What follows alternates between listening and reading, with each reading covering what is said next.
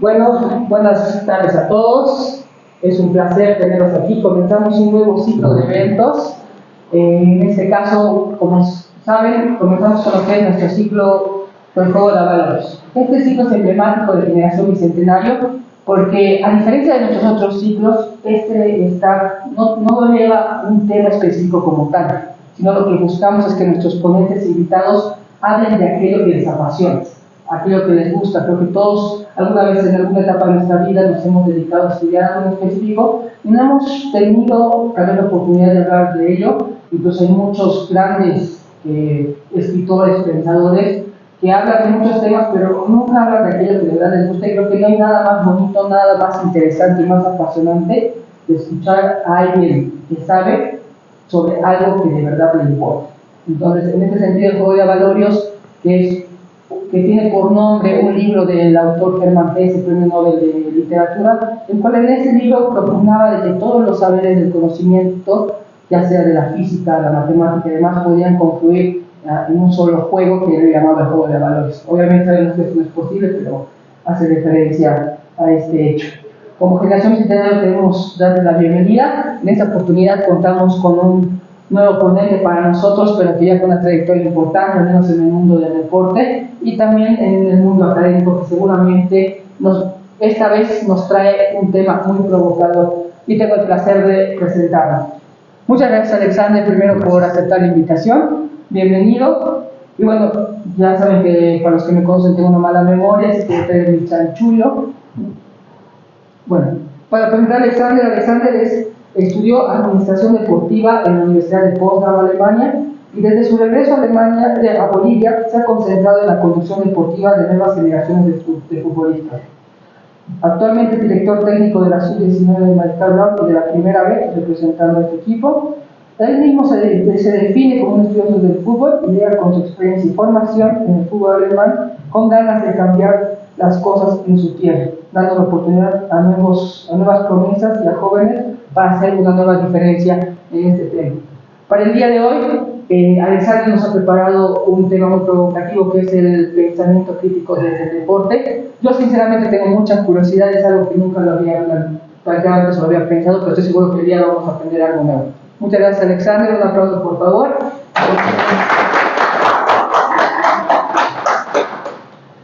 Bueno, buenas noches ya. Gracias por estar, gracias por la invitación.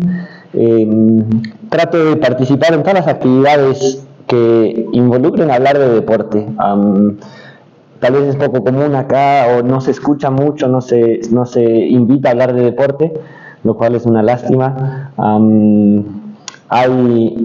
Hay muchas cosas buenas que han partido de hablar de fútbol. Tal vez en los años 40 en Austria era un tema filosófico en los cafés, se discutía del fútbol de manera filosófica, y el nazismo nos privó de probablemente la mejor generación de futbolistas que hubiese sido esa austríaca. Se dice que era mejor que aquella de los 50 de los húngaros y de los 70 de los holandeses, pero bueno, creo que hace muy bien hablar de deporte.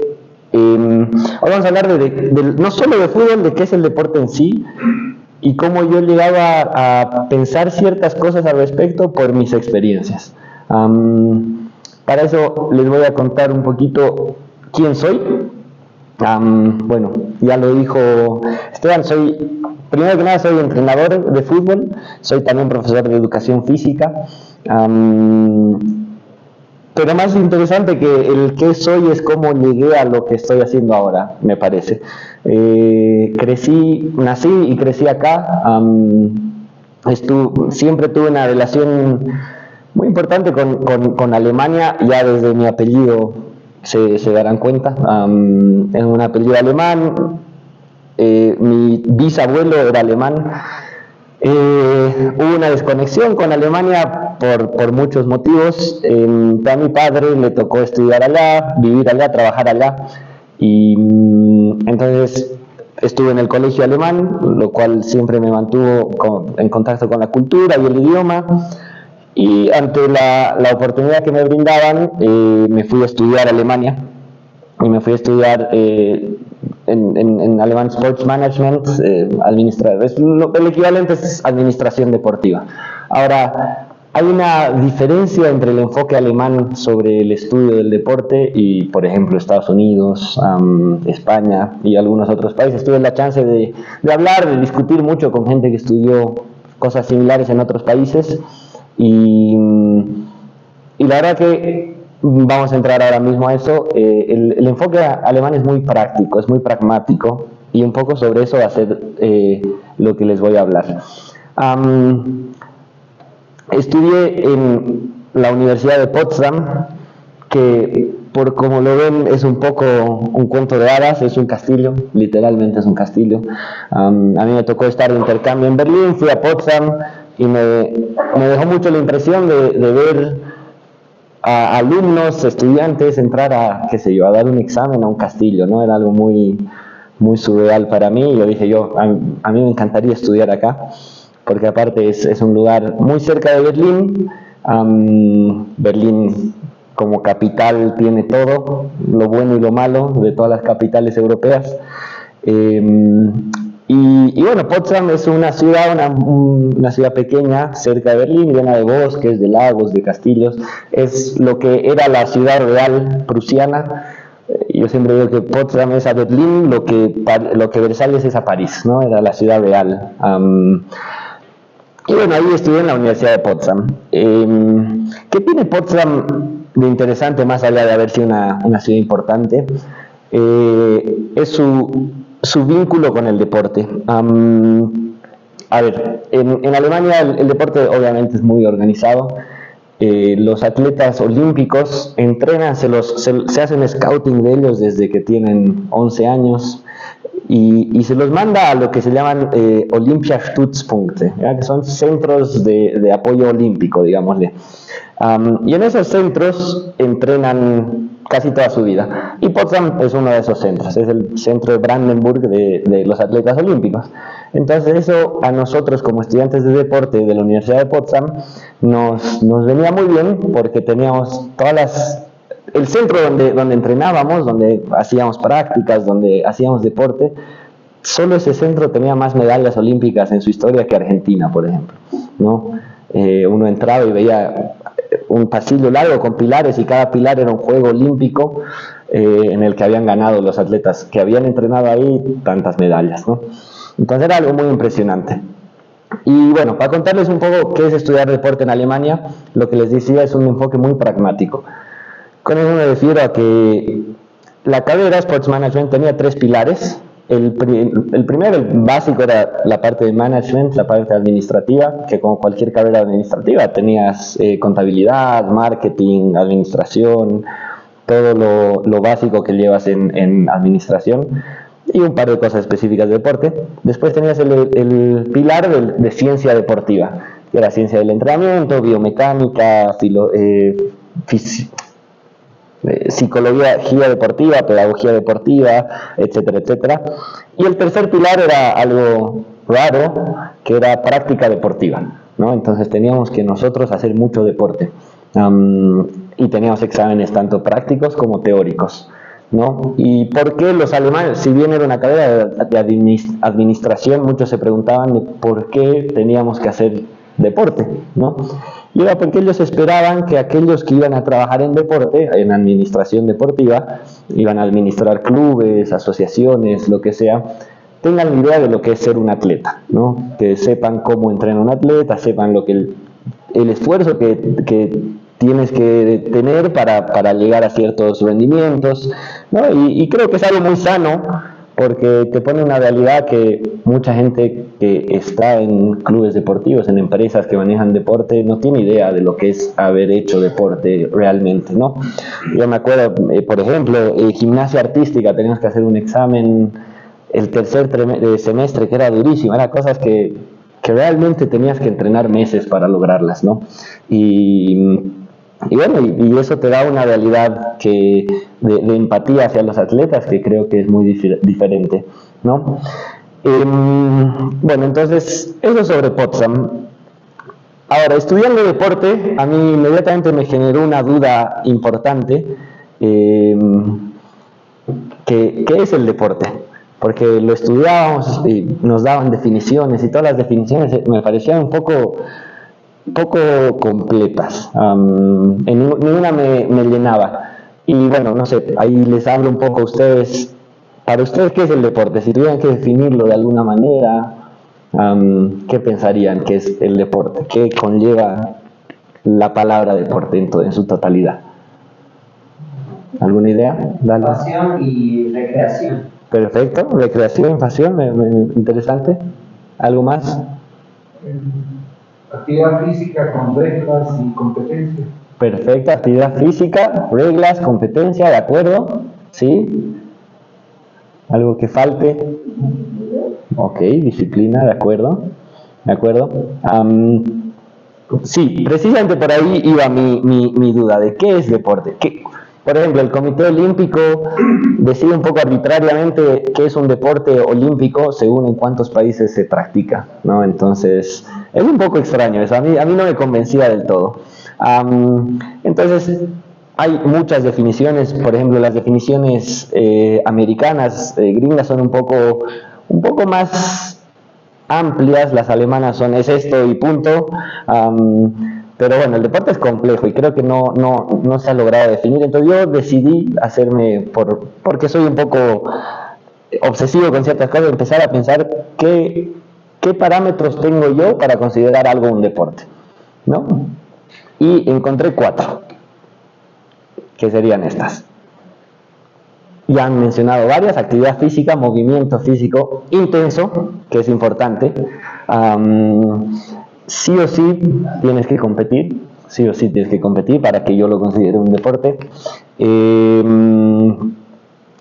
Después, que sea algo medible, que sea cuantificado, objetivamente además, porque una cosa es medir algo según la opinión de alguien y otra cosa es medir algo en metros, en segundos, en métricas claras, ¿no?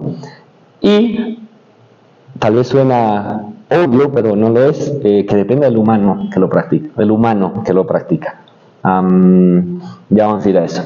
Entonces, para mí estos 4 parámetros, si bien no me convencieron del todo, creo que es lo más consistente a lo que llegué, lo más coherente, donde no encontraba tantos huecos para lo que yo consideraba deporte. Dejé muchos deportes que a mí me gustan afuera o que son considerados deportes afuera, así que los advierto que se van a ofender porque seguro voy a dejar algún deporte que ustedes consideran deporte afuera, pero los invito a pensar. Yo lo pensé muchos meses, entonces si ustedes lo piensan y dicen, no, yo creo que este parámetro lo deberíamos cambiar, bienvenido. Entonces, vamos uno por uno. Actividad física y competencia. Bueno, la actividad física intensa para mí está clara. Hay algo que se considera un deporte, creo, por un argumento que a mí me parece un poco falaz, que es el ajedrez. ¿No? ¿Por qué se considera el ajedrez un deporte? ¿Alguien tiene idea de por qué? Competencia. Ok, perfecto, compites. Hay un tema más. Bueno, creo que el más importante y el de debate es en la actividad física, ¿no? Pero bueno, hay quien considera que el cerebro consume el 40% de la energía del cuerpo. Así es. Al jugar ajedrez uno está gastando una gran cantidad de energía física. Totalmente. Y no solo eso, la frecuencia cardíaca en ajedrez llega a subir a 170 pulsaciones por minuto. Eso es una zona 5. La zona 5 es cuando estás trotando un buen tiempo a una velocidad muy exigente, ¿no? Entonces, ¿por qué yo no lo considero un deporte? Es porque normalmente esa subida en la frecuencia cardíaca va de la mano de los nervios, del estrés, no de la actividad, ¿no? ¿Por qué? Si yo quito la partida de actividad física, cualquier juego de mesa que se ponga un poco intenso terminaría siendo un deporte si se hace en suficientes países, ¿no? Y sí, y ojo, no le quita ningún mérito al ajedrez. A mí me encanta el ajedrez, juego bastante, no lo hace un deporte, ¿no? Para mí. Competencia, sí, por favor. ¿Y el tiro deportivo dónde entra entonces? Para mí no, para mí tampoco es un deporte. ¿Y el tiro con arco tampoco? Tampoco. Sí, por eso, por favor. Perdón, en lo que respecta al tiro con arco, no estoy muy seguro. ¿Por qué? Porque a lo que yo sé debes tener cierta fuerza para pensar el arco. 100%. Fuerza y concentración. Así es. O sea, básicamente incluye actividad física. De acuerdo. No, pero Viene el ajedrez. Yo hablé con Osvaldo Zambrano, gran maestro de ajedrez, y me dice que tienes que tener resistencia para estar sentado en esa silla durante horas. Totalmente. Y ahí es un argumento muy importante el que les iba a presentar, es que la complejidad física incluso de eso no hace que entre en el parámetro de actividad física, ¿no? La precisión que se necesita en el tiro con arco posiblemente no se necesita en casi ningún otro deporte, o el tiro normal. ¿Qué pasa? Que no hay una actividad física en la que el cuerpo se esfuerce a un nivel en el que se exijan adaptaciones fisiológicas. Entonces a eso es con lo que me refiero con intensa, ¿sí? Está bien, no tienen que estar de acuerdo, eso es lo bonito. Así es. Competencia, voy a la competencia.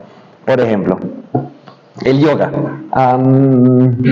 Es actividad física, para algunos será más difícil, para alguien poco flexible es muy difícil, como yo, para alguien más flexible menos, pero no lo hace un deporte porque no compites. Si bien puedes estar mirando cómo lo hace el de al lado, no hay una manera reglamentaria de competir. Lo mismo es trotar, por trotar, simplemente trotar, no una maratón y es otra cosa, pero ir al gimnasio, son todas cosas que, por ejemplo, a mí me gustan mucho hacer, pero no por eso para mí entran en la definición que pensé de deporte, por favor. Para mí no, y esto entra un poquito más adelante en el tema que es un poco hacia el lado más estético o artístico. De nuevo, no quita que sea muy complejo, esos tipos se matan por verse como se ven, ¿no? Es muy difícil, es muy sacrificado, no hace que sea para mí, para que entre en esta definición, ¿no?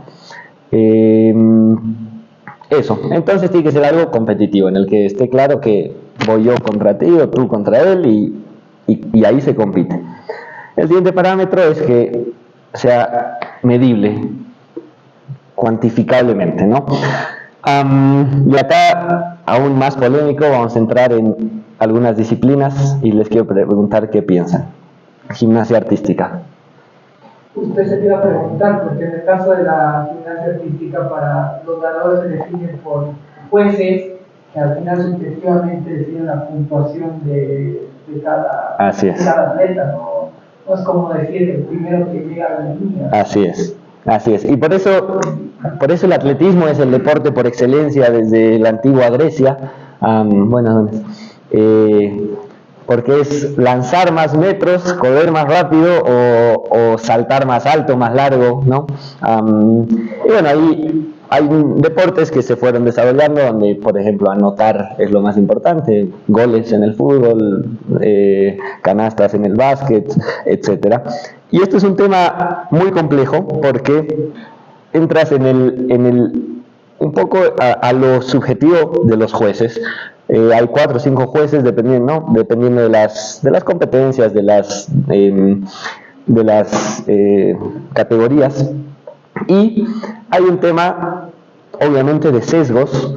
Por ejemplo, el patinaje sobre hielo. Hay una historia muy interesante de una chica que patinaba, que era de tez morena y que no entraba en los estándares de belleza naturales del patinaje, y era evidentemente la más hábil, la más capacitada, pero había un sesgo, tal vez incluso racismo, que impedían que gane competencias, que gane medallas, ¿no? Y en esto obviamente somos humanos, hay sesgos en todo lo que hacemos, y si hay 5 jueces y él dice que ese movimiento fue un 8 y para el otro es un 9, entonces deja de ser algo objetivamente medible, ¿no? Por favor. En el caso de los dos deportes que se tuvieran parámetros más claros y se midiera con inteligencia artificial, redes de imágenes, ahí se volvería deporte. A mí me encantaría, sí. Porque ahí no tendríamos sesgos. Así es. Porque se van vueltas más rápido, tienes cuidado. Así es.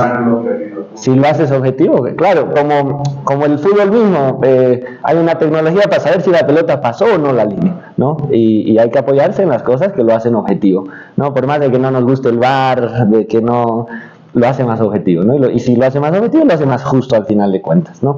Yo creo que, por ejemplo, yendo a eso, Indudablemente en el fútbol va a suceder que se dejen de jugar 90 minutos y se juegue como en futsal o en fútbol americano, tiempos de acción de juego. Si la pelota está en juego, se cuenta el tiempo, si no, no. Para evitar que los equipos pierdan tiempo, ¿no? Entonces, todo lo que vaya hacia hacerlo más objetivo y más justo, yo estoy de acuerdo en eso, ¿no? Y otro pequeño detalle aquí es lo artístico, ¿no? Nadie que sepa al respecto puede cuestionar la demanda física que es el ballet, por ejemplo. Yo tenía una amiga que hacía ballet y es la chica que en mejor forma estaba que yo conocí en mi vida. Las cosas que podía hacer, ninguno de nosotros que éramos muy atletas, digamos, ni siquiera llegábamos cerca, ¿no? No compites, no es cuantificable, no es medible, es artístico, ¿no? Y no le quita nada, no le quita ningún mérito, no le quita belleza, no le quita, pero le quita un aspecto deportivo para esta definición. Y hay muchas cosas más, ¿no? Por ejemplo, no sé, ustedes pensarán en muchos ejemplos, el surf que está ahora de moda en las Olimpiadas. El breakdance, sí.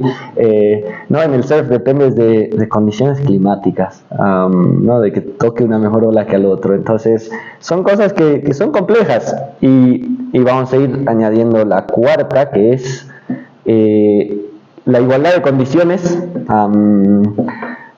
y que dependa, ¿a qué me refiero? Del humano que lo lleva a cabo. Y bueno, no sé si saben quién es. Sí, más o menos. ¿Sí? ¿Saben su historia? ¿Alguien la vio? ¿No? Bueno, esa imagen fue muy fuerte, fue noticia, sobre todo en Alemania. Es una jinete alemana, Annika Schleich se llama. Estaba destinada, todo el mundo decía, a ganar el oro en Tokio. Y aquel día, cuando competía por pentatlón en la última, por la medalla de oro, el caballo dejó de responderle. Tuvo un mal día, no sé, qué sé yo, no habrá dormido bien, los cuidan más que a ellos mismos, a los caballos. Pero ese día no estaba como para competir. Y esa chica, que se preparó posiblemente toda la vida para ese día, perdió su chance. Se creó aún más polémica porque tratando de hacer que reaccione el caballo, la entrenadora le pegó, y se cuestionó si se iba a seguir siendo un deporte olímpico. Pero bueno, por eso me refiero a que dependa del humano que lo practica. Y aquí entré en un conflicto porque a mí me gusta mucho la Fórmula 1.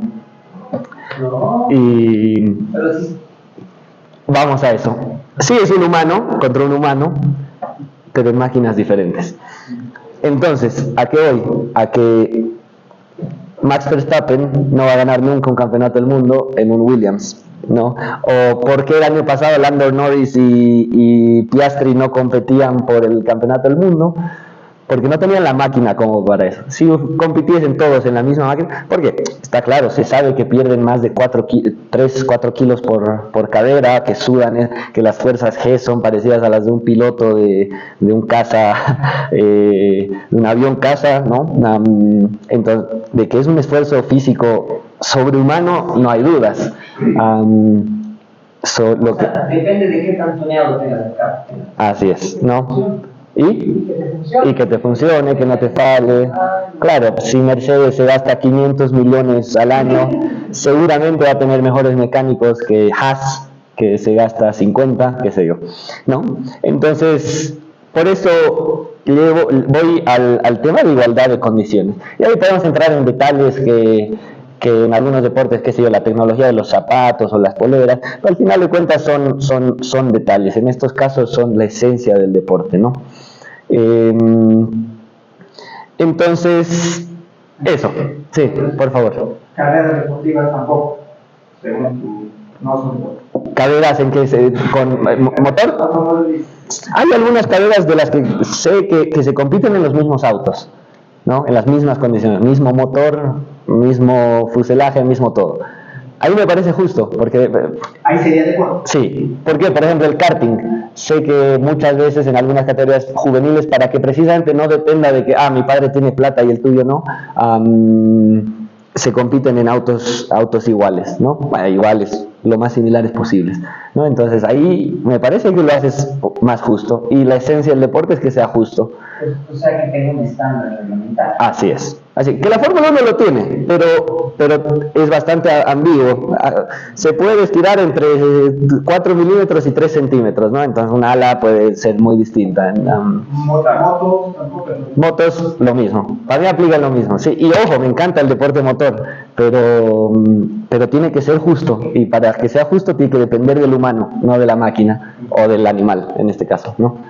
Sí. Pero en esas excepciones que hablas respecto a estos accesorios deportivos, Sí. también entra el concepto. Es decir, un nadador con una piel de tiburón va a nadar más rápido. Así es, por eso se En prohibieron. medio. Así es, por eso mismo se prohibieron. Y obviamente siempre va a haber detalles que antes de ir a las mallas, por ejemplo, el vello en el cuerpo, ¿no? Alguien que no tenía una ventaja, ok, te podías depilar, qué sé yo, y por eso ahora todos están depilados. El gorro, la polera de fútbol, el Madrid tiene una polera que el Tigre no, obviamente, pero a lo que es no es la esencia del deporte, es un detalle más. Entonces, ¿dónde? El ciclismo para mí La bicicleta. sí, pero por ejemplo, está claro que la cantidad de watts que imprime un ciclista obviamente depende ahí está, un ejemplo un poquito más sutil sería los maratonistas, que hace poco, no sé si se enteraron, surgió una polémica por los super zapatos que sacó Nike, creo que era Nike el primero que sacó, ¿no? Que los prohibieron precisamente. ¿Por qué? Porque esos zapatos te ofrecían entre 2 y 3,5% de mejora en tu tiempo en una maratón entera, ¿no? Entonces, eso es un montón. Y la pregunta es, ¿hasta qué punto los puedes prohibir, regular, ¿no? En las Olimpiadas, precisamente por la experiencia de las maratones en años previos, se prohibieron cierto tipo de spikes, ¿no? Porque tenían mucho rebote. Entonces es algo muy complejo por el avance de la tecnología. Y solo se va a volver más complejo, ¿no? Yo me imagino el tema de los trajes de tiburón, que se prohibió en su momento precisamente por eso. Seguramente con nanotecnología vas a lograr que el agua fluya de mejor manera, o que sean, qué sé yo. Entonces ahí nos vamos a meter en un debate filosófico en todos los deportes, porque al final el que tenga mejor acceso a mejores tecnologías va a tener siempre una ventaja, ¿no? Que siempre ha sucedido, siempre va a suceder, solo que esa diferencia cada vez se va a hacer más grande. Posiblemente. Sí, Una duda. por favor. Aquí sí podría incluir en un mundo, una opción, digamos, el uso de drogas, digamos. ¿Ya? Financiarlo. Sí, no, porque ese tema está muy regulado, ¿no? Está muy claro qué se permite y qué no se permite. A mí, un poco polémico, pero me gustaría que hayan olimpiadas en las que no haya ningún control. Justamente ¿No? se van a lanzar, creo que este año. ¿Ah, sí? Sí. Ya. Elon Musk lo está financiando. Ya. A mí me parece súper interesante, bajo el propio riesgo, obviamente, posiblemente te mueras en 3 años.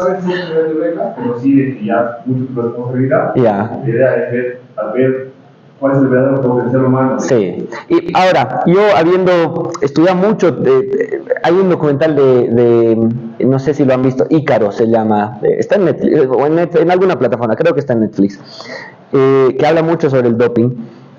Lastimosamente hay una imagen del doping que es como que, eres un tramposo, ganaste por esto.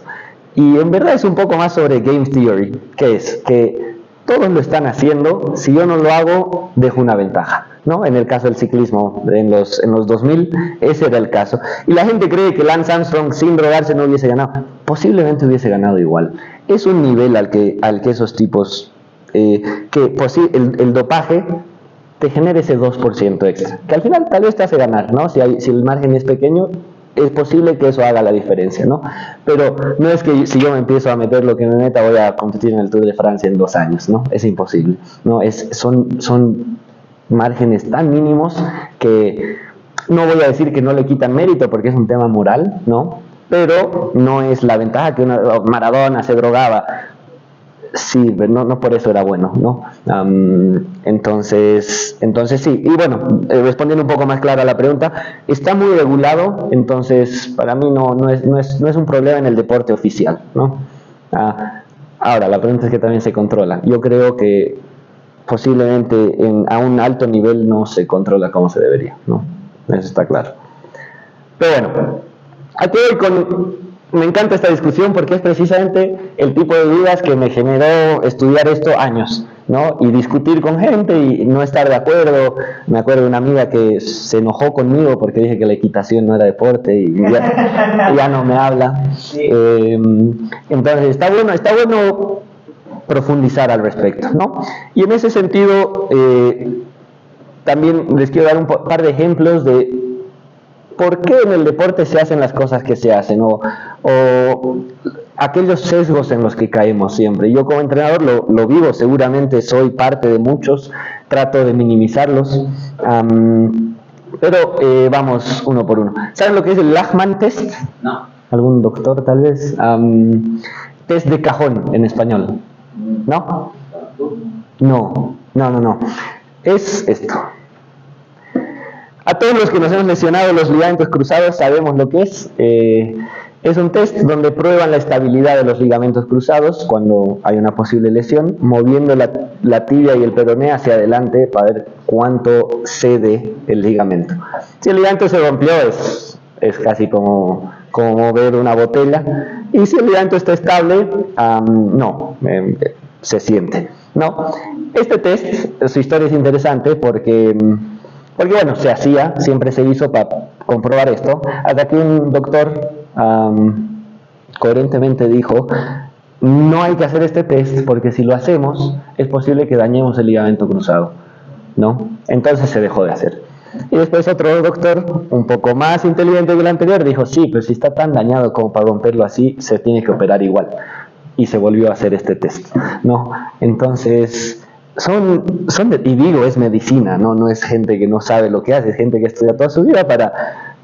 Exacto, entonces es complejo la cantidad de sesgos en las que entramos, y yo estoy seguro que hay 1000 cosas que hacemos hoy que en 5 años no se van a hacer. Si ustedes van a ver un entrenamiento nuestro, dirán: wow, qué moderno. Sí, pero en 5 años van a decir: ¿qué estaba haciendo este tipo? ¿No? Porque así evoluciona el deporte y cada vez hay más discusión, analizar qué está sucediendo, sirve, no sirve, hay muchos más datos, entonces eso sirve un montón. El ATG Split Squat es esto. Seguramente alguna vez les han dicho: nunca hagan una sentadilla pasando la punta de la rodilla a la punta de su pie. ¿Sí? Sí. ¿No? Que es la regla general, nunca se hace. Que tiene un buen fundamento, es que cargas el tendón patelar un poquito más de lo que deberías. Ahora, es imposible en un movimiento natural que si uno baja hasta abajo, la punta del pie es lo más natural. Sí, tendría que uno recortar el tendón de Aquiles para que no suceda eso, ¿no? Entonces, es algo que se creyó toda la vida, y hoy en día si uno ve el entrenamiento de esfuerzo, de condicionamiento o de pliometría de futbolistas, va a ver que hacen estos movimientos, ¿no? Entonces son detalles que simplemente los creíamos así, ¿no? El ácido láctico, ¿alguien sabe qué es? Perfecto, la majurca. ¿Cómo se genera? Una reacción del organismo para acumular energía en el músculo por si se necesita. Exactamente, cuando la frecuencia cardíaca sube a una zona 3, encima de los 150 pulsaciones por minuto más o menos, se empieza a generar ácido láctico, ¿no? En todos los clubes de fútbol, en el test médico se hace un test de ácido láctico de los futbolistas. Y nunca he visto en mi vida que ese valor se utilice para algo. Jamás. Nunca nadie te ha pedido: ay, ¿cuál era tu valor? Nunca. Yo no lo vi. Y sé que por amigos que han trabajado en clubes top del mundo, ningún entrenador te va a pedir: no sucede. ¿Por qué se hace? Porque así lo hizo alguien y lo sigamos haciendo, y prefiero tenerlo a no tenerlo, ¿no? Y es algo importantísimo. Hoy el ácido láctico, los noruegos revolucionaron el deporte de resistencia. No ganaban nunca medallas en resistencia en distancias medias y cortas, y hoy le ganan a keniatas y a etíopes porque entienden cómo entrenar en parámetros medios de ácido láctico, ¿no? Entonces, no digo que esté mal hacerlo, sino el por qué se hace, el para qué se hace, ¿no? Eso es lo que nos deberíamos cuestionar. Y bueno, hablando de eso, esta imagen, seguramente alguna vez han escuchado del experimento, ¿sí? ¿Alguien más? Bueno, si no, a ver, hay mucho cuestionamiento sobre la validez del experimento. Lo interesante del experimento no es la validez, sino el razonamiento. Ponen a tres monos en una jaula, una escalera, un racimo de bananas. ¿Cómo se los condiciona? Cada vez que un mono se acerca a agarrar una banana, se los rocía con agua helada a todos, ¿no? Después de un par de veces son suficientemente inteligentes para no volverlo a hacer, porque nadie quiere ser rociado con agua helada. Y los controladores lo que hacen es sacar un mono y meter uno nuevo. El nuevo, obviamente, primera reacción, va y trata de sacar una. Antes de que suceda, los otros dos lo impiden que lo haga y le pegan de manera violenta. El nuevo mono, un poco asustado, lo intenta una vez más. La siguiente es que le pega, dijo, perfecto, nunca más lo hago, no se puede. Cambian a un segundo mono, sucede exactamente lo mismo. Cambian al único mono que estaba desde el principio. Y el nuevo mono, obviamente, ante el mismo estímulo, quiere una banana y le pegan igual. Y ya no hay ningún mono en esa jaula al que le mojaron. Y si uno le fuese a preguntarle a los monos por qué le pegaron, porque así se hacen así las cosas. Aquí se hacen así las cosas, ¿no? Y siento que mucho de lo que hacemos, mucho de lo que pensamos en nuestra sociedad es porque así se hacen las cosas. Y dejamos de cuestionarnos el por qué, ¿no? A mí me genera, hay una actividad que me encanta, que es ver fútbol con gente que no sabe de fútbol, que no ve fútbol, que no le gusta el fútbol, porque te hacen preguntas que nunca te haría alguien que ve fútbol, porque no tiene ese sesgo, no tiene esa costumbre, no tiene esa tradición de, sí, se hace porque se hace, no tiene esa respuesta fácil a la que vamos cuando te preguntan por qué. Y sí, te preguntan cosas que si uno las va maquineando y dice, sí, pero ¿por qué se hace esto? Llega a conclusiones interesantes. Y es más, yo cambié algunos temas tácticos por hacer esto, por preguntar, por ver fútbol con alguien y me dice, pero ¿por qué no hacen esta otra cosa? O alguien que viene del otro deporte te dice, pero en básquet hacemos esto. Y es muy interesante porque tomas cosas de otros deportes, ¿no? Pasó lo mismo con el Kendrick y los Combat. Había cosas que yo no veía. Por ejemplo, yo soy entrenador de esgrima también. Ya. Y lo que pasa es que en el soft combat se maneja en Kendrick de EMA, ya. El esgrima histórico. Sí. Antes de escuchar, ¿no? Sí. El tema de por qué ellos manejan más izquierda o derecha. Ya. Pasa que era un concepto que mi maestro siempre me decía, era que tienes que hacer una espada, alineación al antebrazo, de ahí leer. Ya. Algo que he empezado a agarrar también ha sido quitarle la alineación al otro en un ámbito práctico. Ya. Y entrar cuando no estoy de acuerdo. Me voy a otro lado y ¡pum! Ya. Cuando él estira el brazo, yo ya no estoy ahí. Uh-huh. Estoy afuera. Ese es otro tema táctico, digamos. Ya. Claro. Y me imagino, todos tienen algún ejemplo en algún deporte en el que siempre se hizo así, tal vez no tiene sentido, o tal vez lo hacemos simplemente por tradición, ¿no? Un par de ejemplos bueno, ya les he dicho, yo creo que... Sí, por favor. Sí, bueno, cuando preguntas esto, a mí me viene a la mente una pregunta, ¿no? Sí. Eso de que siempre ha sido así, ¿no se podría aplicar también a que el deporte es competitivo, porque siempre ha sido así, y no debe haber sido cooperativo? Porque en un mundo competitivo, sí. El deporte es una de las expresiones máximas, ¿no? De acuerdo. También imitativo, además, como crítico. Sí. Forzar, estimular, fortalecer la competencia, parece que es seguir construyendo un ya. No sería que, por eso que siempre ha sido así, ¿no? Porque claro, si nos remitimos a la misma vez, sí. ¿Por qué en ese contexto se da esta situación? Ya, sí. ¿Cómo hemos evolucionado incluso? De acuerdo, 100% de acuerdo. Y es algo que sucede en todo ámbito, que el querer ganar te condiciona, ¿no? Te condiciona cómo vas a hacer las cosas. Un ejemplo para responder un poquito eso es, a mí me pasa mucho que en el equipo creamos un ejercicio con una consigna, que queremos lograr X, ¿no? Entonces en la consigna, los chicos, en su afán de ganar, los jugadores, los futbolistas son muy vivos y dicen, ok, pues si yo hago esto tengo una pequeña ventaja, y eso te va en contra de lo que estás tratando de trabajar, ¿no? Y bueno, yo creo que también va un poco más de la mano del conocimiento que se tiene hoy, ¿no? A diferencia de Grecia, hay también las condiciones, el por qué ha cambiado tanto el salto alto, porque ahora se cae sobre un colchón, ¿no?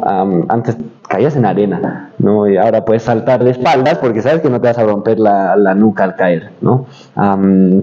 Entonces hay muchos factores que te llevan a eso, pero yo creo que también por ejemplo, en Noruega hasta los 13 años no se compite. Ahora, ¿no? No hay ganar y perder. Ganas un partido, pero no es que se juega 7 chicos contra 7 chicos como se hace acá a los 9 años, digamos. Y ganaste el torneo, felicidades, eres campeón de La Paz. No existe eso, ¿no? Es como que se juegan torneos pequeños en los que ganaste varios partidos, perdiste otros, y esos chicos, y hoy en día está muy mal visto, ¿no? Generación de cristal, que no saben competir, se da una medalla por perder, ¿no? Que es común, pero ok, miren la generación de futbolistas noruegos que salieron a partir de esa formación, ¿no? Está Haaland, está Odegaard, está muchos otros que crecieron en ese sistema, ¿no? Sí, respecto a eso, a lo que señalaba en mi antecedía, lo que pasa es que en la Grecia antigua la competencia no era precisamente para lograr un premio. Les colgaban un ramito de laurel, pero era por la representación en el ritual a Zeus. Nosotros hemos ido transformando eso en el transcurso de la historia, y los propios griegos, que también utilizaban sustancias dopantes para mejorar su rendimiento, se cubrían de grasa cuando tenían que pelear, sí. No tenían que luchar para ganar ventaja sobre su opositor. Entonces el ser humano naturalmente es competitivo, y mucho más cuando se rescata ese valor griego de la cultura de los Juegos Olímpicos en la era moderna por Pierre de Coubertin en 1896. Lo hace pues bajo el espíritu de la burguesía naciente, y donde hace el rescate precisamente de valores en un colegio en Inglaterra, donde había un equipo de rugby entrenado por un sacerdote que les enseñaba la práctica deportiva como parte de sus estudios, como complemento. Entonces ahí empiezan a generar la cooperación entre ellos, se empieza a promover el valor olímpico de la solidaridad, del compañerismo. Hay una medalla del fair play, que es el compañerismo representado precisamente en estas conductas que son no competitivas de cualquier precio, sino precisamente de apoyar al rival, de ser compañeros en equipo y demás cuestiones. O sea, es una combinación de las dos cosas. No es puro el deporte desde un punto de vista antropológico para ser competitivo esencialmente. O sea, tiene una complementación de varias áreas. Algo que, reventando un poco la idea de Jorge y también respondiendo lo anterior, o sea, creo que hay esa perspectiva de pensar de que a través del deporte estamos fomentando una sociedad competitiva que está dispuesta a hacer todo lo posible en pos de lograr la victoria. Recordamos también un ejemplo de la antigua Grecia. Las Olimpiadas no nacen tampoco en el sentido de que íbamos a divertirnos, digamos, un poco de deporte, nacen en el sentido de somos varias polis griegas que muchas de nosotros tienen muchas rencillas, sí. A través de la competencia estamos encontrando una forma pacífica de demostrarnos entre nosotros quién es más fuerte. Sí, de la distinción social, ¿no? Incluso actualmente yo siento esta comparación, las eliminatorias sudamericanas siguen de cierta manera siendo las más pasionales, las más duras, las más agresivas, por el hecho de todas las rivalidades que históricamente cargamos todos los países. Un Bolivia no siente lo mismo un Bolivia-Colombia que se acerca que un Bolivia-Chile. Un Bolivia-Chile constituye una connotación histórica y es una manera pacífica de reanimar un conflicto antiguo que sentimos de que nos ha desvalorizado, por así decirlo, Entonces, sin la necesidad de ir a agarrar nuestras armas, que bueno, en el caso de Bolivia son de papel, no ir a cruzar la frontera, ir a recuperar nuestro orgullo nacional, nos vamos y ponemos una pelota de 11 jugadores, entramos en esa competencia de una manera pacífica de obtener cierta revancha probablemente, pero sin llegar al barbarismo que significa la guerra. Sí. El fútbol no es tan fácil. Sí, anteriormente, en la cancha y fuera de la cancha. Sí, menos que la guerra. No que podamos estar con alguien así. Yo creo que se ha romantizado eso de que no llegamos a bien. Yo he escuchado análisis que dicen que es justamente de esa época donde se exacerban las diferencias sociales entre los latinoamericanos. Que después sí nos molestamos y charlamos, pero como en esa época del fútbol, donde se exacerban esas diferencias y donde más bien hay más conflictos hasta en redes sociales. Pero después, cuando pasa la época, ya no pasa nada. O sea, ya te queda. Y si vamos a grupos locales, ahí es peor. Como aquí en Bolivia con Tigre y demás. Ahí no hay diferencias. Nada, o sea, no hay una cultura de una gente, pero ya por un pensamiento colectivo que ya por discusión por otro día. Sí. No, está súper interesante, pero para no desviarnos, vamos a los temas un poco pragmáticos. Yo les quiero dar un par de ejemplos que yo estoy convencido de que van a empezar a suceder en el deporte, en el fútbol, porque es lo que me toca. Hace poco dijo Luis Enrique, el entrenador del PSG, que en tal vez 5 años empiece a pasar como en el rugby, que los entrenadores estén en la tribuna con headphones, viendo una pantalla, viéndola y hablando con el cuerpo técnico, con algún ayudante en la cancha, porque realmente es una diferencia absoluta cuando uno ve un partido de una posición más. A nosotros nos pasa que mandamos un videoanalista que ve arriba el partido para darnos detalles que no se ven a la altura de cancha, ¿no? O por ejemplo, Arteta dijo hace poco que él hubiese hecho un cambio de un arquero durante un partido y que no lo hizo porque no se hace, porque le dio cosita de que lo critiquen mucho, pero que lo hubiese hecho por las características que le demandaba el partido en ese momento, ¿no? Entonces son algunas cosas que la gente se va quitando esos sesgos y decir, no se hace, entonces no lo hacemos, y empezar a cambiar esas cosas, ¿no? Entonces, yo voy a ese pragmatismo, y es algo, volviendo a lo que hablamos al principio, que Alemania tiene mucho. A ver, ahí está. Gracias a muchas cosas, pero sobre todo esta señora, muy futbolera, muy pragmática.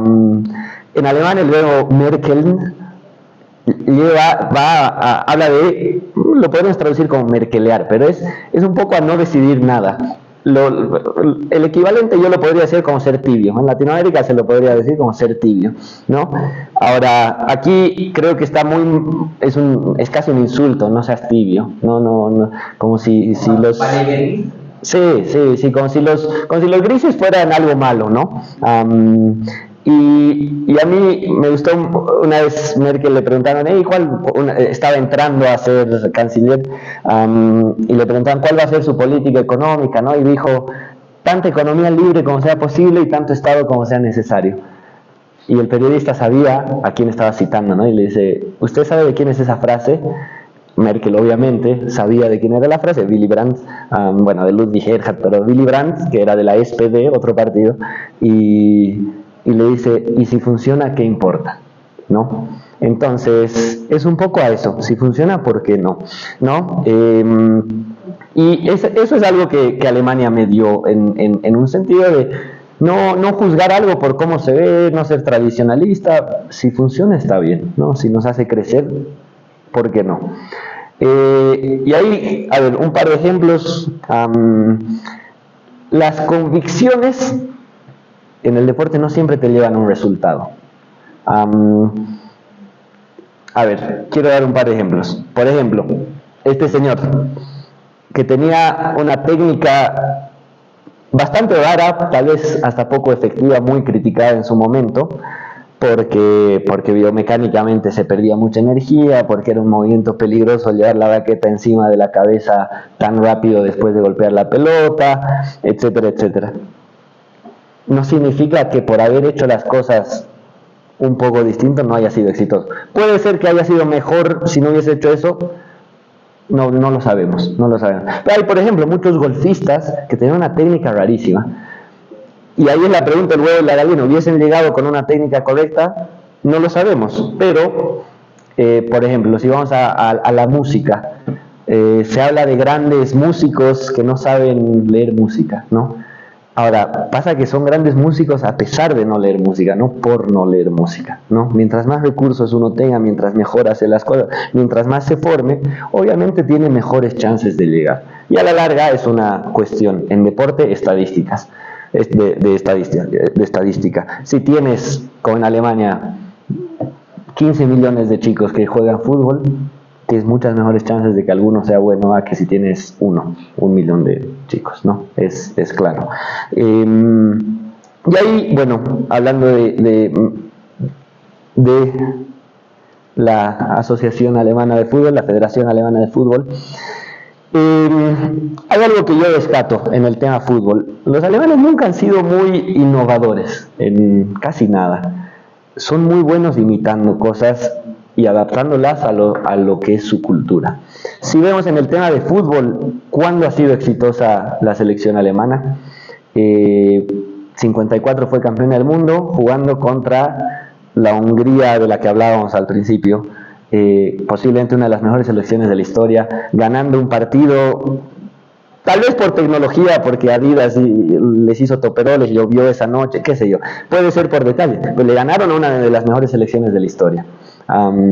Adaptando cosas que habían copiado de amistosos previos contra ellos. Es más, jugaron ese mismo mundial un partido de fase de grupos contra ellos, perdieron 8-2 si no me equivoco.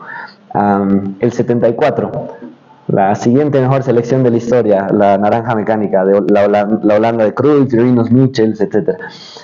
Posiblemente la mejor selección de la historia, y pierde contra Alemania, que había tomado lo que había aprendido de sus partidos contra equipos holandeses en Champions, contra el Ajax de Cruyff, etcétera, y lo adaptó y termina ganando ese mundial. El 90, campeón del mundo después de haber perdido el 86 con la Argentina de Bilardo y Maradona. Se adaptaron, jugaron un fútbol horrible, posiblemente la peor época del fútbol en la historia, aburridísimo, campeones, ¿no? El 2014, después de haber visto, los españoles formaron a sus jugadores así, cambiaron este método formativo, hicieron que a partir de esta edad se juegue de esta manera, que este equipo y este equipo tengan centros de alto rendimiento y que se comparta una filosofía de juego como nación. Hagamos lo mismo. La generación que gana el mundial es la del 2014, ¿no? Entonces, son muy hábiles en adaptar cosas, en tomar algo que funciona y adaptarlo a su propia cultura, ¿no? Y bueno, viendo un poco a lo que nosotros hacemos, a lo que Mariscal Brown hace como club, ya les dije que soy entrenador de Mariscal Brown, tomamos mucho de esto. Alemania en el 2019 decidió reformar el método formativo de sus jugadores, porque vieron que no estaba funcionando. El Mundial 2018 se quedan afuera en fase de grupos, y se asustaron, dijeron, en algún momento nos hemos quedado atrás, ¿qué está saliendo mal? Y bueno, lo que hicieron, un poco ya tal vez muy, muy futbolístico a lo que voy a ir, pero si les interesa está bien. Hasta los 13 años decidieron dejar de competir como se competía siempre. No sé, me decías que habías jugado en Mariscal Brown hasta los 13 años. ¿Te acuerdas cómo eran los partidos de niños hasta tus 11, 10, 12 años? Era un partido normal. Mi papá me levantaba a las 6, 7 de la mañana para bajar otra cosa, para un 7 contra 7, porque un cuarto de cancha. Perfecto. Y era un partido del 20 cada lado. Era un partido de fútbol. Así es. Los alemanes, como son muy, muy críticos de lo que hacen, dijeron, ¿qué funciona para formar jugadores? Dijeron, ¿cómo puede ser que Sudamérica haya tenido los mejores jugadores de la historia sin recursos, sin el conocimiento necesario, sin la plata? ¿Y a qué conclusión llegaron? Al fútbol callejero. ¿Qué pasa con el fútbol callejero? Dijeron, se juega 4 contra 4 y se juega 4 contra 4. ¿Qué pasa? Nosotros jugamos 7 contra 7 o 9 contra 9, incluso 11 contra 11 a nuestros 13 años. ¿Y qué pasa con un niño que juega 11 contra 11 a sus 13 años? Las acciones con pelota que va a tener van a ser un cuarto, o bueno, menos, ahora les voy a mostrar los números, que la de alguien que juega 4 contra 4 o 3 contra 3. Entonces ellos le llaman el renacimiento del fútbol callejero, porque no existe el fútbol callejero prácticamente allá. Entonces, ¿qué hacen? Es adaptarlos a las academias. Y se juega en una cancha pequeña, 3 contra 3, a 4 arcos.